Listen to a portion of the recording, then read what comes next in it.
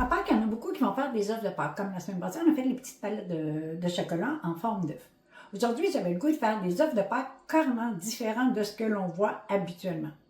Alors, pour fourrer mon œuf, OK, mon jaune d'œuf, OK, j'ai fait une ganache, OK, chocolat blanc et crème. Alors, normalement, c'est 3 parts de chocolat pour une part de crème. Moi, j'ai fait 2 parts de crème parce que je voulais avoir ma ganache plus coulante un peu. Auquel j'ai ajouté dans ce cas-ci du jus de citron, je voulais y donner une saveur, et naturellement du colorant. OK? Dans le cas de la deuxième, OK, elle est restée telle qu'elle. J'ai ajouté un peu d'essence de poire. Vous pouvez mettre l'essence que vous voulez, là. OK? Mais comme vous pouvez voir, sa texture est différente. Maintenant, pour commencer, on va faire nos coques de jaune d'œuf. Assurez-vous d'avoir un carton en dessous, OK? Parce que comme vous pouvez voir, c'est souple. OK? Si vous remplissez ça, puis vous amenez ça comme ça dans le frigo, vous allez avoir des dégâts.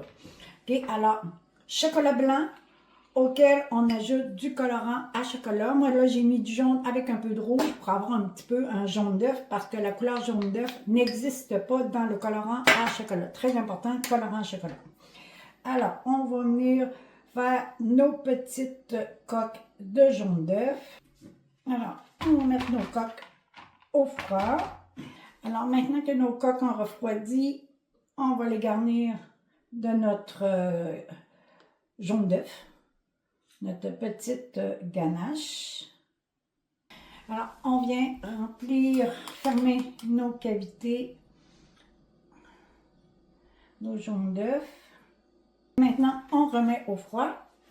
Alors, une plaque à pâtisserie ou un carton rigide, peu importe, une feuille guitare ou au pire aller du papier parchemin. Parce que maintenant, on va venir faire nos blancs d'œufs. Alors, chocolat blanc toujours. Et qu'on vient déposer ça un peu de façon aléatoire comme ça. Là. Et déposer nos jaunes d'œufs. Comment trouvez-vous mes œufs de Pâques? On met ça au froid. Alors voilà nos petits œufs de Pâques qui sont bien différents de ce que l'on voit habituellement, puis que ça pourrait être bien rigolo d'offrir ça à votre famille, à vos amis, au bureau, là, bref. Là, alors maintenant, il s'agit de savoir, bon, lequel est coulant là-dedans. Là, hein? On s'essaye. Un petit peu. Et voilà.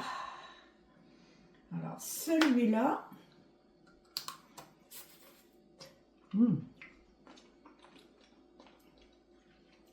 Il est coulant comme ça. C'est bon. Alors voilà, amusez-vous. C'est Pâques.